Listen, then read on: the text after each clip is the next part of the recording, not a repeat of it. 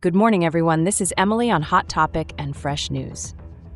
Today, on the 18th of January, 2024, we have a flurry of political activities making headlines.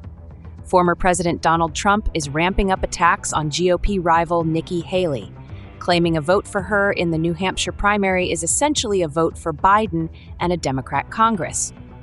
Trump stresses unity within the Republican Party, urging everyone to stand behind him in his pursuit to defeat Biden.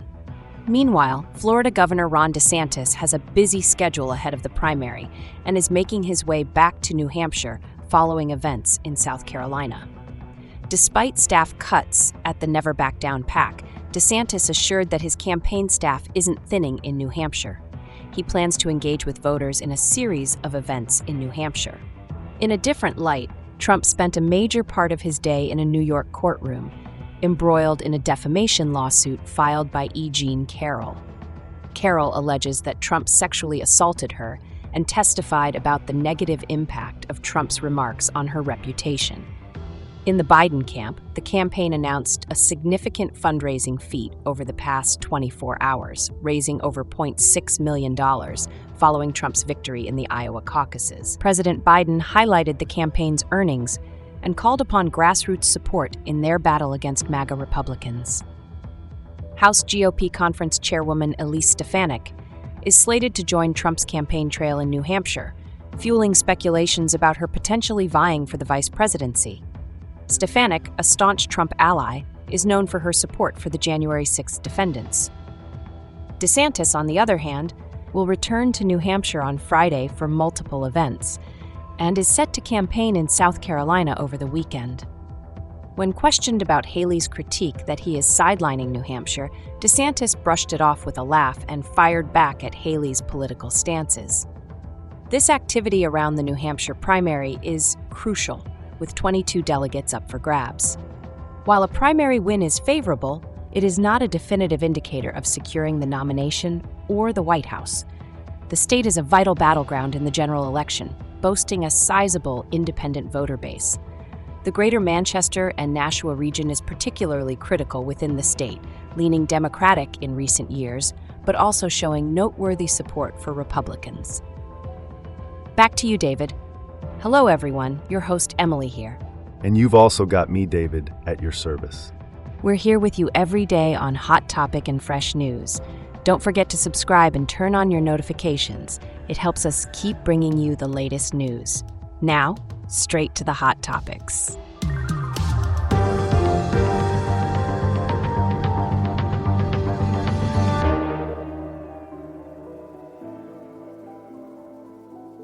So we're seeing Trump ramping up his attacks on Nikki Haley ahead of the New Hampshire primary. Can you explain the significance of that? Absolutely. Trump is arguing that a vote for Haley equals a vote for Biden and a Democrat Congress. It's an escalation of his campaign rhetoric as he seeks to unify the Republican Party behind him following his victory in the Iowa caucuses. And what about Florida Governor Ron DeSantis? What is his strategy leading up to the primary? Governor DeSantis has outlined his schedule, indicating he will return to New Hampshire after events in South Carolina. He acknowledged staff cuts at the Never Back Down PAC, but he's not pulling campaign staff from New Hampshire. He's planning a series of events to engage with voters directly.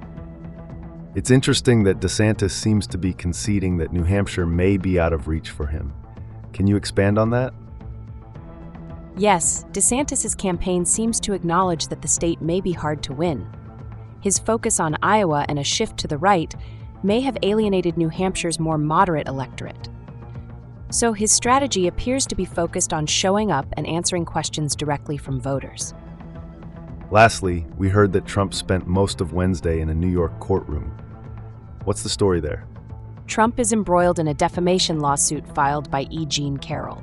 The case involves allegations of sexual assault, and the trial could have significant implications for Trump's reputation and his political future.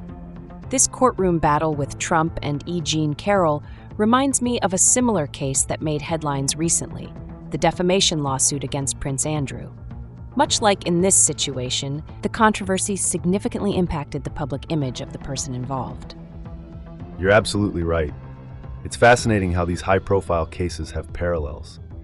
In fact, I have a similar story to share.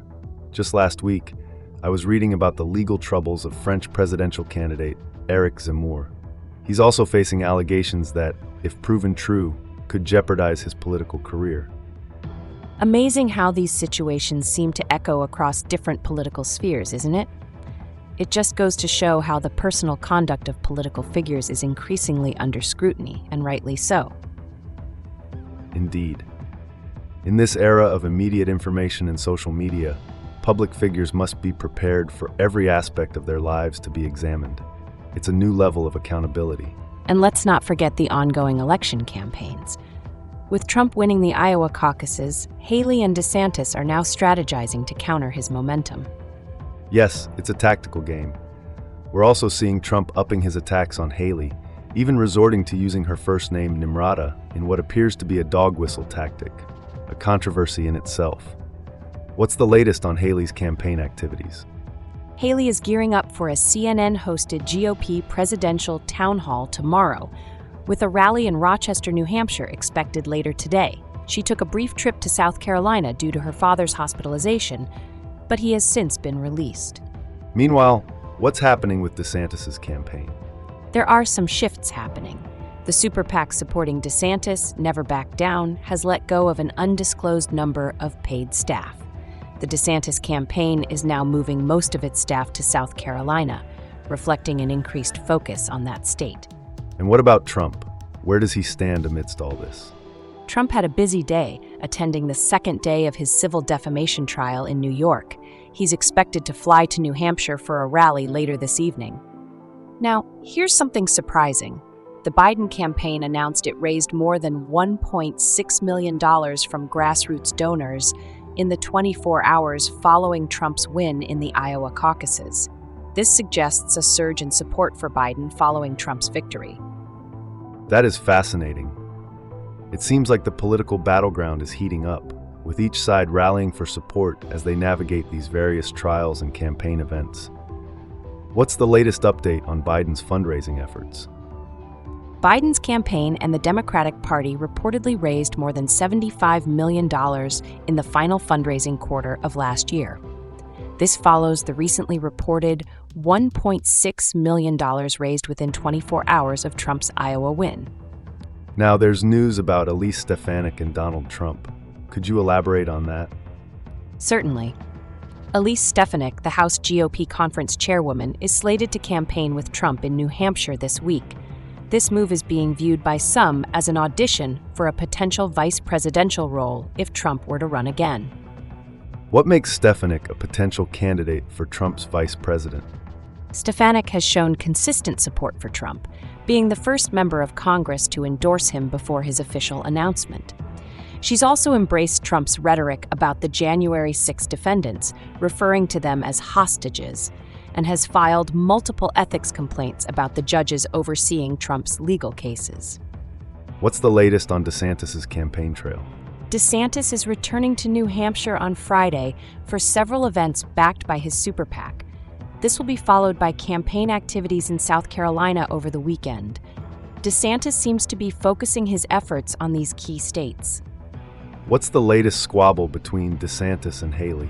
During a recent event in New Hampshire, DeSantis was asked about Haley's criticism that he was ignoring the state. In response, DeSantis avoided addressing the question directly and instead pointed out that Haley had cited Hillary Clinton as her inspiration for running for office, which he characterized as untrustworthy. Is there a shift in focus from DeSantis' campaign? Indeed.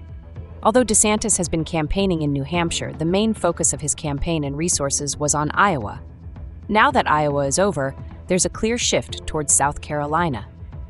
Notably, DeSantis is relocating most of his staff to South Carolina, signaling the state's importance for his campaign. Why is the New Hampshire primary significant to the GOP campaigns? Although victory in the New Hampshire primary does not guarantee winning the nomination or the presidency, it's seen as an important battleground. It offers 22 delegates, and a win can provide momentum. Notably, both Barack Obama and Joe Biden lost the New Hampshire primary, but went on to win their first term in the general election. Here's a surprise. Despite the importance attached to the New Hampshire primary, it's unclear if Desantis will return to the state prior to Tuesday's primary. Quite a strategy shift. How does New Hampshire's voter demographic play into the political landscape? Nearly 53% of voters identified as independents in the 2020 general election, while 31% identified as Republicans and 23% as Democrats. Interestingly, Biden won 62% of the independent voters, indicating a significant sway in the state's voting pattern. What's the critical battleground in New Hampshire?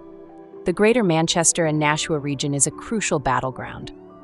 Although these cities have leaned Democratic in recent years, GOP Governor Chris Sununu won both in 2020 and 2022, even as they voted Democratic in federal races. The surrounding towns are highly competitive, with Democrats having more success to the west of Manchester and Nashua. It's an intriguing political landscape. We appreciate you joining us today on Hot Topic and Fresh News. We had an insightful discussion about the political landscape and the upcoming New Hampshire primary. Remember, your engagement is what fuels this channel. Subscribe, hit the notification bell, and never miss an update from us. We love hearing your thoughts, so drop a comment and share our episodes with your friends and family. And hey, who wouldn't love to impress their friends with their knowledge about current affairs during dinner? So, keep up with us. We're here every day, serving up fresh news. And who knows, you might even get a chuckle or two out of it. Once again, thank you for tuning in. We can't wait to dive into more intriguing discussions in our next episode. David Newstock and Emily.